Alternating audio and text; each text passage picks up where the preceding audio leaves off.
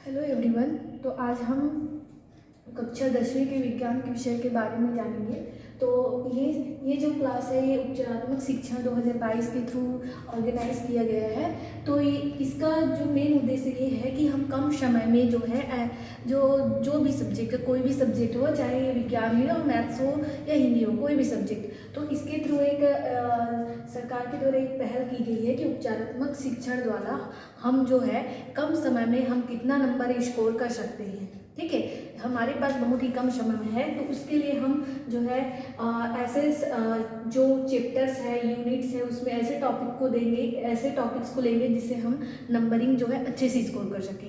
ठीक है, तो हम सबसे पहले देखते हैं उसका सिलेबस। हमारा जो 10th का जो विज्ञान का सिलेबस है वो इस प्रकार से है। तो फर्स्ट यूनिट, इसमें टोटल जो है 9 यूनिट्स है, जिसमें से टोटल जो मार्क्स हमारे पास आते हैं, थ्योरी में जो मार्क्स आता है 75 और जो हमारा 25 का प्रैक्टिकल होता है, तो टोटल हमारा मार्क्स होता है 100। तो हमें 25 मार्क्स को छोड़कर हमें 75 मार्क्स के बारे में बात करनी है। तो 75 मार्क्स हमें कैसे, ये जो सिलेबस को लेकर कैसे लाना है, तो ऐसे चैप्टर्स को देखना है जहाँ पे हमें नंबर जो है आसानी से कलेक्ट कर सकें। ठीक है, तो सबसे पहले हमारा यूनिट नंबर 1। यूनिट नंबर 1 में क्या क्या है, अम्ल, क्षार और लवण तत्वों का आवर्ती वर्गीकरण। ठीक है, तो इसमें जो है टोटल मार्क्स जो हमारा 8 मार्क्स का आता है। टोटल जो क्वेश्चन हमारा 8 मार्क्स का आता है, जिसमें अलग अलग क्वेश्चन डिवाइड है। पहला जो है 1 नंबर का 2 क्वेश्चन आएगा।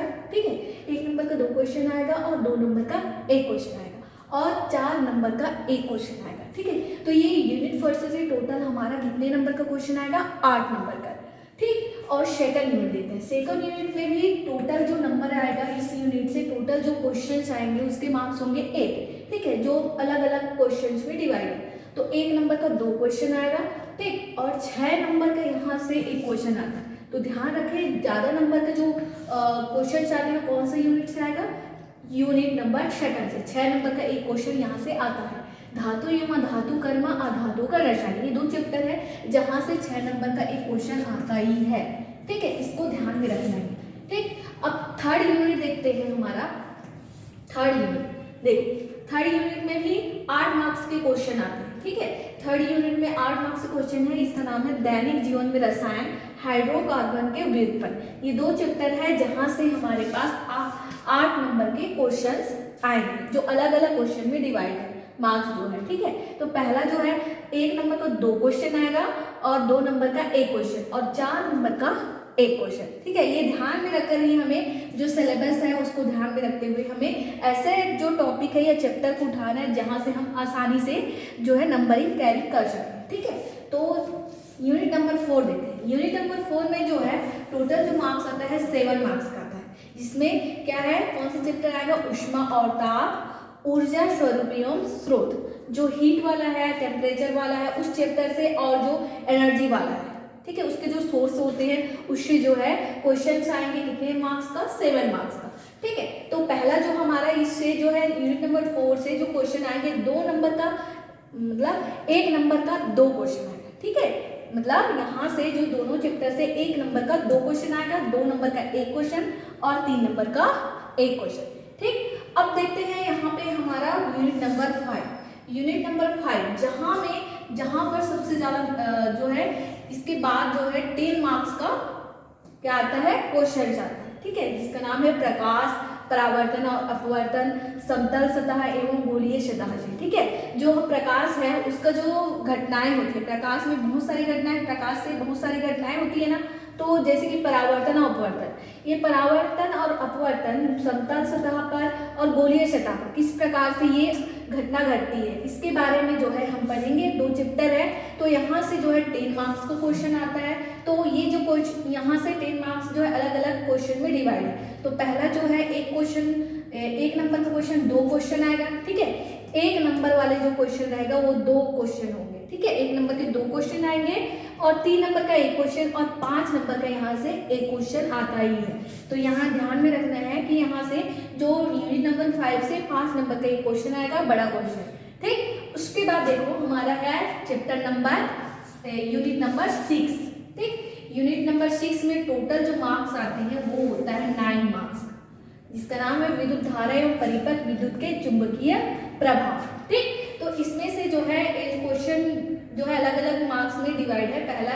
पहला तो ये 1 नंबर का एक क्वेश्चन आएगा, 3 नंबर का एक क्वेश्चन और 5 नंबर का यहाँ से भी एक क्वेश्चन आएगा। तो यहाँ पे ध्यान रखना कि ये वाला चैप्टर जो यूनिट 5 है, यूनिट 6 है, ठीक है, और कौन सा है यूनिट नंबर फर्स्ट, यहाँ से जो है बड़ा बड़ा क्वेश्चन आता है। ठीक है, तो इसमें ध्यान रखते हुए ही हमें जो है आगे का जो चैप्टर्स है वो कंप्लीट करना है। कौन सा टॉपिक लेंगे कि हमारा जो हाईएस्ट नंबर वाला जो क्वेश्चन है वो कवर हो जाए। ठीक है, तो हमारा नेक्स्ट जो यूनिट है वो है यूनिट नंबर 7, जहाँ से 8 मार्क्स के क्वेश्चन आते हैं। ठीक है, यूनिट नंबर 7 जहाँ पे है जीवों का विकास, अनुवांशिकी। ठीक है, अनुवांशिकी, जीवों का विकास 2 चैप्टर है, जहाँ से 1 नंबर का एक क्वेश्चन आएगा। ठीक, 3 नंबर का एक क्वेश्चन, 4 नंबर का एक क्वेश्चन। देखो 4 नंबर का क्वेश्चन कहाँ पे है, एक तो यूनिट नंबर 2 में है, यूनिट नंबर 7 में है। ठीक है, ये भी ध्यान में रखना है कि कौन सा यूनिट से कितने नंबर का क्वेश्चन आता है, तो उसके थ्रू उससे क्या होता है कि आसानी से हम तैयारी कर सकते हैं। और ये भी आगे बताएंगे कि कौन सा ऐसा टॉपिक है जहाँ से 5 नंबर का क्वेश्चन आएगा। ठीक, तो आगे देखते हैं हमारा यूनिट नंबर 8, जहाँ से 13 मार्क्स का मतलब 13 नंबर का क्वेश्चन आते हैं। ठीक है, तो ये अकेला ही हमारा जो है हाईएस्ट स्कोरिंग वाला है। कौन सा, यूनिट नंबर 8, जहाँ पे कौन कौन सी चैप्टर्स हैं, जैविक प्रक्रियाएं, जिसमें 3 चैप्टर्स आएंगे। ठीक है, जैविक प्रक्रियाएं के अलग अलग जो भाग है उसके 3 चैप्टर्स आएंगे, जिसमें से पहला 1 नंबर का एक क्वेश्चन रहेगा, 2 नंबर का एक क्वेश्चन रहेगा, 4 नंबर का एक क्वेश्चन और 6 नंबर का एक क्वेश्चन। तो ध्यान में देना कि हमारा जो यूनिट नंबर 8 है, ठीक, यूनिट नंबर 8 है, यहाँ पे 13 नंबर का क्वेश्चन आते हैं, जिसमें 6 नंबर और 4 नंबर हाईएस्ट नंबर वाले क्वेश्चन यहीं से पूछा जाता है। तो ये वाला जो चैप्टर है, इसके तीनों चैप्टर जो है इसको देखना ही है। ओके, तो आगे देखते हैं हमारा लास्ट वाला जो यूनिट है, यूनिट नंबर 9, जहाँ से 4 मार्क्स के क्वेश्चन आते हैं। ये तो हम पहले से ही पढ़ते आ रहे हैं, हमारा पर्यावरण है ना, पर्यावरण के बारे में। तो यहाँ से 1 नंबर का ये 2 क्वेश्चन आएगा और 2 नंबर का 1 क्वेश्चन आएगा। ठीक है, ये ध्यान रखना, ये तो सबको पता होगा हमारा पर्यावरण में क्या होता है ना। तो यहाँ से 4 नंबर का क्वेश्चन आता है, तो इसको अगर नंबर ज़्यादा स्कोरिंग करना है तो इसको छोड़ना नहीं है, यहाँ से पढ़ना ही है। ठीक है, तो सबसे ज़्यादा हमारा हाईएस्ट जो चैप्टर्स है, जहाँ से हाईएस्ट नंबर वाले क्वेश्चन कौन कौन से यूनिट है, यूनिट नंबर 8, यूनिट नंबर 6 और यूनिट नंबर 5 है। ऐसे 5 नंबर का आता है, 7 से 6 नंबर का, और 8 से जो है 8 से 6 नंबर का, और 6 से 4 नंबर का, और यहाँ से है चौथा यूनिट से 5 नंबर, 5वां यूनिट से 5 नंबर का। ठीक है, और आगे भी है 4 नंबर का है और 4 नंबर का है। ठीक है, तो हम आगे जो सिलेबस है, आई थिंक आप लोग को समझ आ गया होगा कि कौन सा यूनिट है जहाँ से कितने कितने मार्क्स का क्वेश्चन पूछा जाता है। ठीक है, तो ये सब अगर हमें पता रहेगा तो हम आसानी से कोई भी क्वेश्चन करेंगे तो इजी हो जाएगा। ठीक है, जो हमारा बोर्ड एग्जाम है वो बहुत ही पास है, तो इसके थ्रू हम जो सिलेबस है इसको जान लेंगे तो हम आसानी से कोई भी चैप्टर को कवर कर सकते हैं। ठीक है, तो आज हम देखते हैं हमारा जो चैप्टर यूनिट नंबर 5 है, यूनिट नंबर 5 चैप्टर नंबर 10 प्रकाश के बारे में पढ़ते हैं। ठीक है, तो ये सब आप लोग को तो समझ आ गया होगा कि इस सिलेबस में कितने मार्क्स डिवाइड है। ठीक है, टोटल हमें कितने मार्क्स के बारे में बात करनी है, 75। ठीक है, तो देखते हैं प्रकाश के बारे में।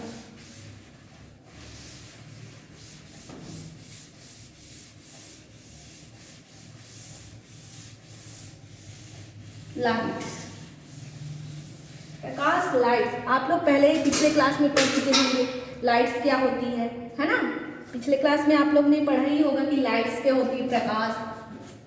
कोई बताएगा प्रकाश क्या होती है, लाइट्स,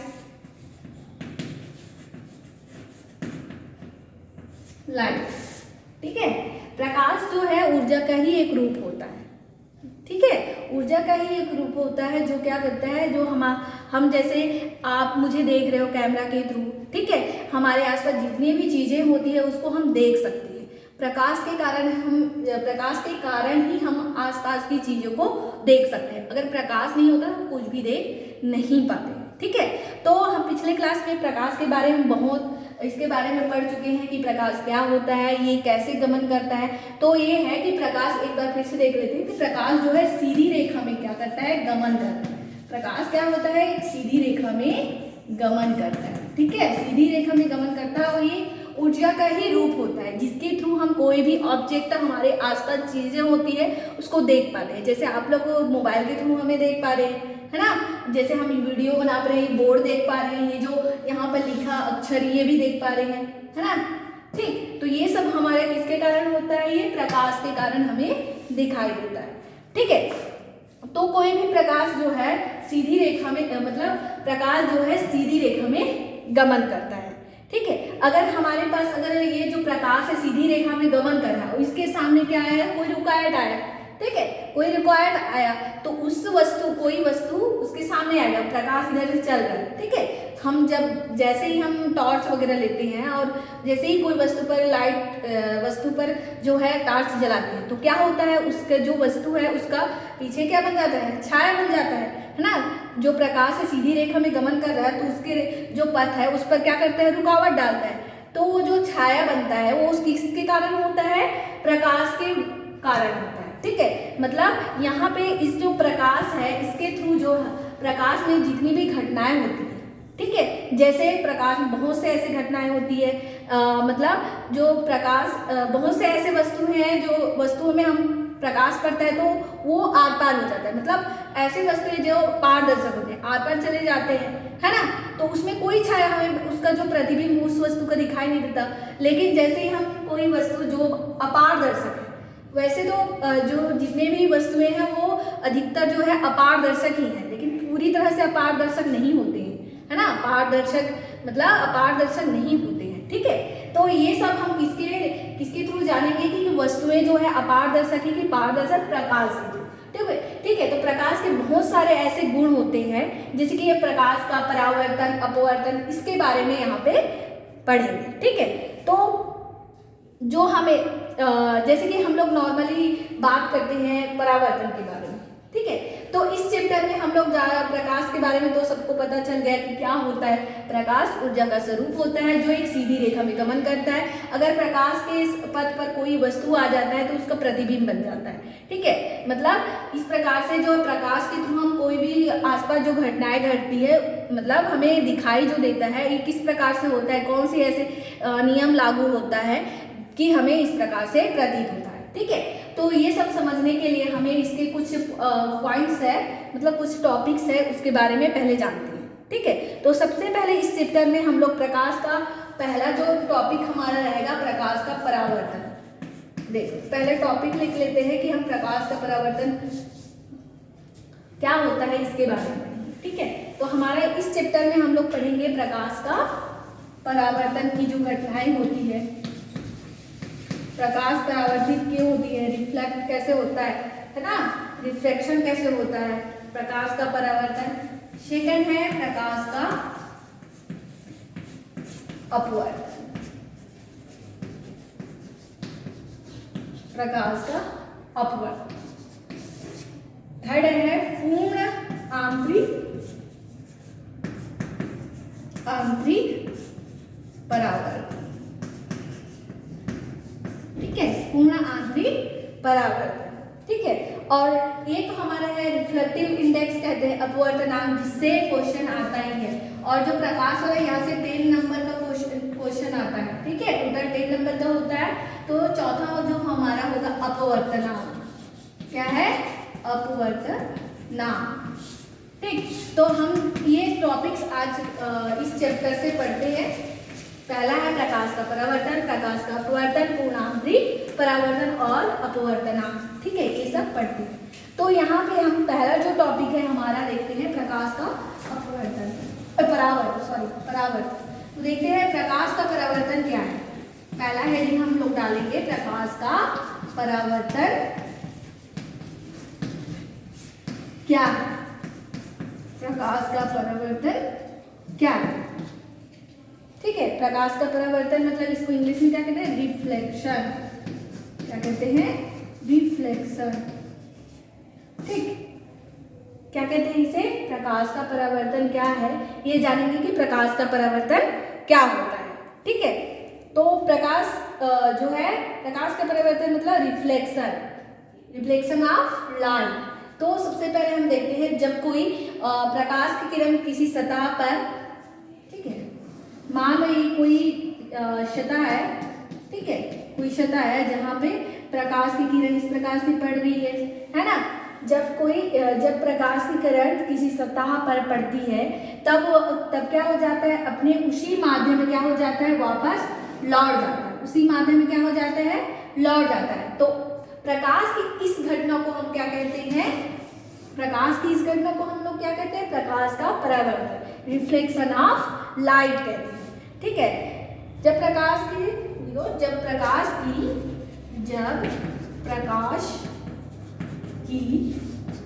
किरणें माध्यम की किसी सतह पर टकरा कर उसी माध्यम में लौट जाती है तो प्रकाश की इस घटना को क्या कहते हैं, प्रकाश की इस घटना को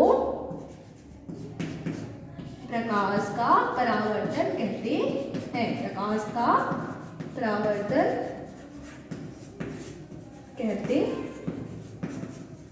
हैं। ठीक, तो ये है हमारा प्रकाश का परावर्तन। तो इसमें देखो कुछ बेसिक से पॉइंट्स है देखते हैं। जो ये प्रकाश की किरण है जो इस सतह पर पड़ रही है, तो यहाँ पे और यहाँ से इसी पॉइंट से क्या हो रहा है, परावर्तन हो रहा है।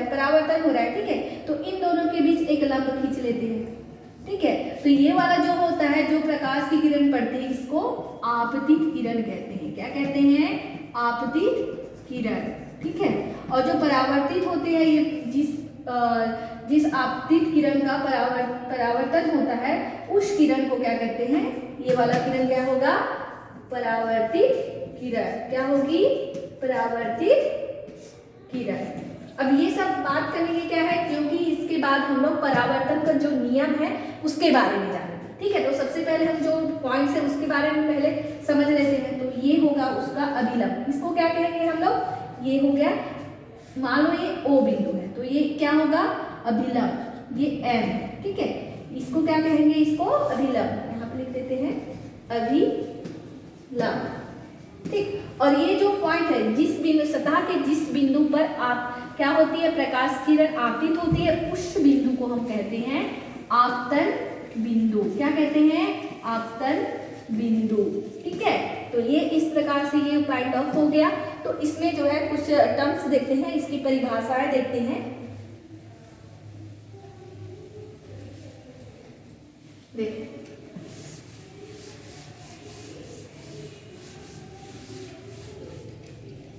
तो इसमें सबसे पहले हमारा जो आपतित किरण, पहला डेफिनेशन लिखते हैं हमारा। आपतित किरण क्या होता है, आपतित किरण। ठीक है, तो आपतित किरण क्या है, जो किरण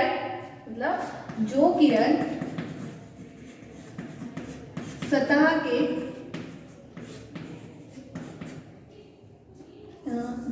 सतह पर पड़ती है, आपतित किरण कहलाती है। आपतित किरण कहलाती, ठीक है, आपतित किरण कहलाती है। ठीक है, मतलब आपतित मतलब समझना आने वाली किरण। ठीक है, आने वाली मतलब आ रही जो किरण होती है, और परावर्तित मतलब जाने वाली किरण। ठीक, इतने ऐसे समझ आ जाना चाहिए। सेकंड हमारा देखो परावर्तित किरण, परावर्तित किरण। ठीक है, ये क्या है, मतलब ये जो है आपतित किरण जो है जिस बिंदु से क्या होती है, परावर्तित होती है, उस किरण को मतलब सतह के किसी बिंदु से होने वाली जो परावर्तित होती है, उस किरण आपतित किरण सतह के जिस किसी बिंदु से टकराकर आपतित किरण सतह से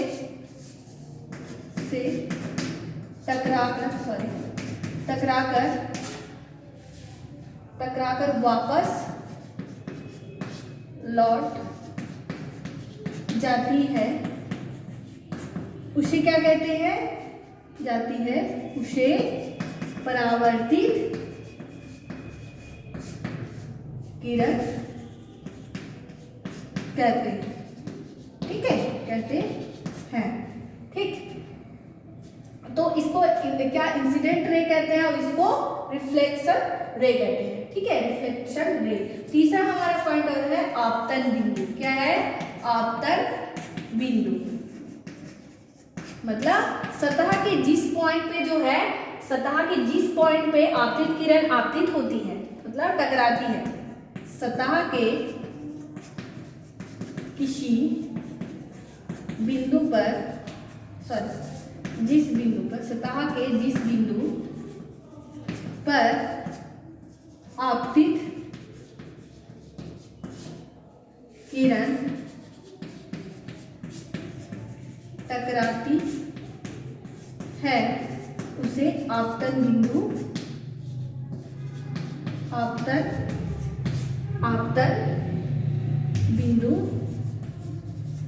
कहते हैं। ठीक है, आपतन बिंदु कहते हैं। और फोर्थ है, एक पॉइंट है अभिलंब। अभिलंब क्या होता है?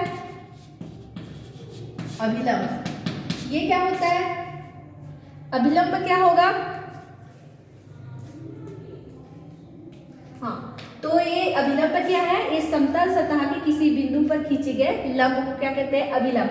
जो समतल सतह है, समतल सतह के किसी बिंदु पर खींचे गए लंब को क्या कहते हैं?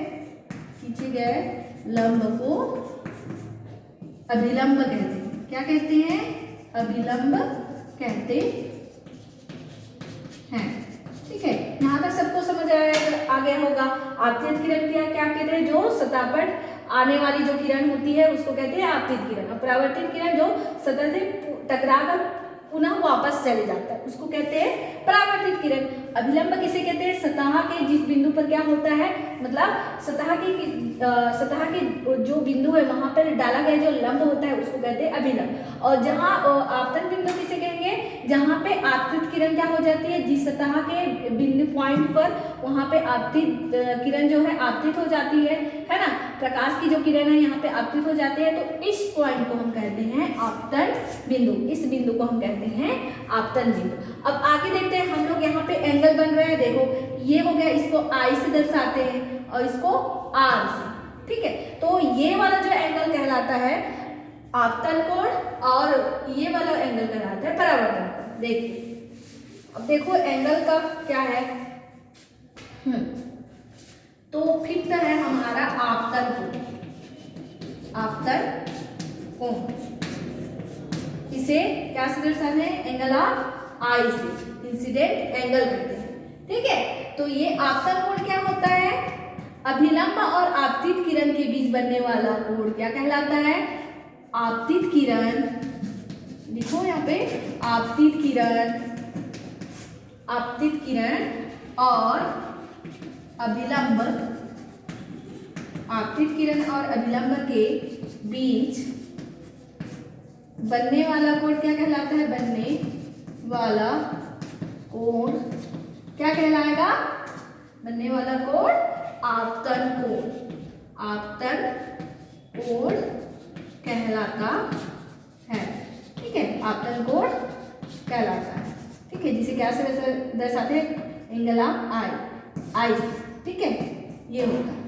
ठीक, अब 6 देखो हमारा परावर्तन कोण। ये वाला जब किरणें जो है परावर्तित हो जाती है तो वहां पे एंगल जो बनता है उसको कहते हैं परावर्तन। ठीक है, तो परावर्तन कोण देखो इसे दर्शाते हैं एंगल ऑफ आर। ठीक, तो ये होता है अभिलंब और किसके बीच, अभिलंब और किसके बीच, परावर्तित किरण के बीच, अभिलंब और परावर्तित किरण के बीच बनने वाला कोण क्या कहलाता है? बनने वाला कोण परावर्तन कोण। कौन सा कोण? परावर्तन कोण, जिसे एंगल आप से दर्शाते हैं। ठीक है, कहलाता तो ये हो गया, उसका कुछ पॉइंट है जिसके बारे में हम लोग जान गए। ठीक, तो आपतित किरण, परावर्तित किरण, आपतन बिंदु, अभिलंब, आपतन कोण, परावर्तन कोण, ये सबको समझ आ गया होगा आई थिंक। तो आगे हम देखते हैं इसके नियम। परावर्तन जो है, परावर्तन होता है, प्रकाश का परावर्तन होता क्या है, इसका उदाहरण एक देख लेते हैं। जैसे सिंपल सा है, दर्पण रोज हम सजते संवरते हैं, है ना। वो दर्पण जो है वो किसके कारण हमें, हमारा जो फेस है उसमें किसके कारण दिखाई देता है? प्रकाश के परावर्तन के कारण। किसके कारण? प्रकाश के परावर्तन के। तो एक अच्छा उदाहरण वही है दर्पण। ठीक है, जो मिरर हम डेली यूज करते हैं वो वाला दर्पण। ठीक, तो किसके कारण होता है? प्रकाश के परावर्तन के कारण। तो अब इसके बाद हम प्रकाश के दो नियम होते हैं। ठीक है, प्रकाश के परावर्तन के नियम, मतलब परावर्तन का नियम, परावर्तन के नियम। ठीक है, तो सबसे पहले हम लोग जो पॉइंट किए थे, वो जो बिंदु बताई थी, कुछ परिभाषाएं बताई थी, वो याद होनी चाहिए, तभी हमारा जो परावर्तन के नियम है वो हमें अच्छे से समझ आएगा। तो सबसे पहले हम देखते हैं परावर्तन के नियम। ठीक है, तो यहाँ परावर्तन कैसे होता है? मान लो ये सतह है, ठीक है, सतह है जहाँ पे एक किरण, आपतित किरण यहाँ पे आपतित हो रहा है ना, प्रकाश की किरण यहाँ पे आपतित हो रहा है ना, और यहीं से क्या हो रहा है? यहाँ से परावर्तित हो रहा है। क्या हो रहा है?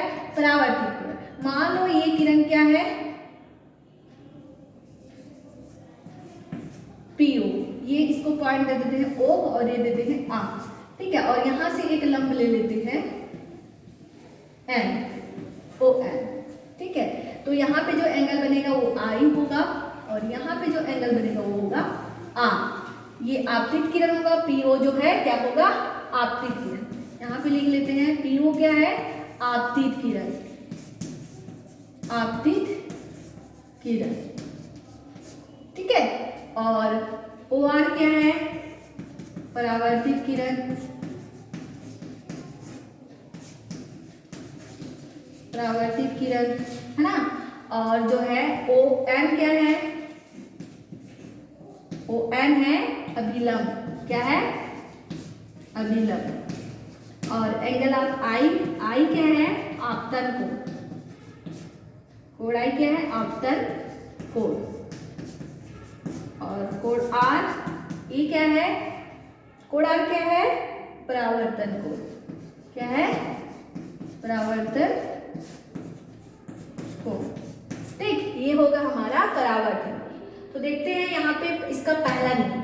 ठीक, अभिलंब है ये आपतित किरण, परावर्तित किरण अभिलंब, ये आपतन बिंदु, और यहाँ पे ओ क्या है? आपतन बिंदु। क्या है? आपतन बिंदु।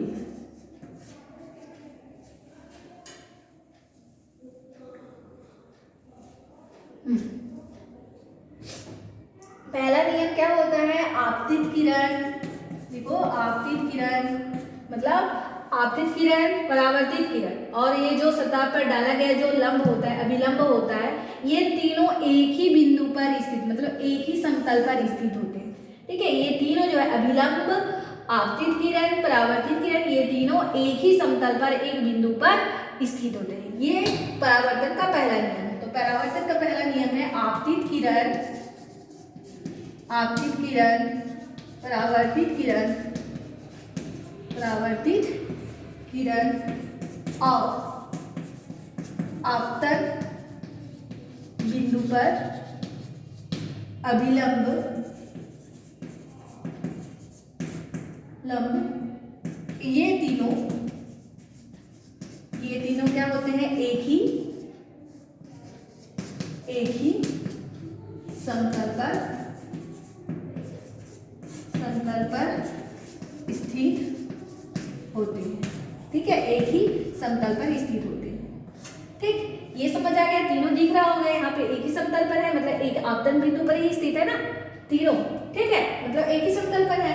ठीक है, सेकंड हमारा जो होगा आपतन को, मतलब ये वाला जो एंगल है और ये वाला एंगल, ये एंगल और ये एंगल दोनों क्या होंगे, इक्वल होंगे। मतलब आपतन कोण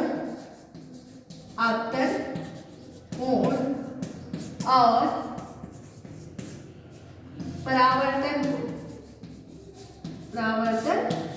कोण दोनों क्या होंगे, एक दूसरे के बराबर होंगे। दैट मीन्स क्या होगा, अर्थात यहाँ पे होगा कोण I equal to angle of R, मतलब कोण R ये होगा। ठीक है, ये परावर्तन के नियम है। दो नियम बिल्कुल एक क्वेश्चन में आ सकता है, परावर्तन के नियम लिखिए करके। ठीक है, तो इसका उदाहरण, इसका बेसिक जो है ये पता चल गया आप लोगों को कि प्रकाश का परावर्तन किस प्रकार से होता है, ये घटना कैसे होती है, ये हमारे जो लाइफ में जो है आसपास की जो वस्तुओं में हम कैसे देख पाते हैं, है ना। तो ये सब जो है प्रकाश के परावर्तन के बारे में होता है। ठीक है, तो नोट कर लो इसको।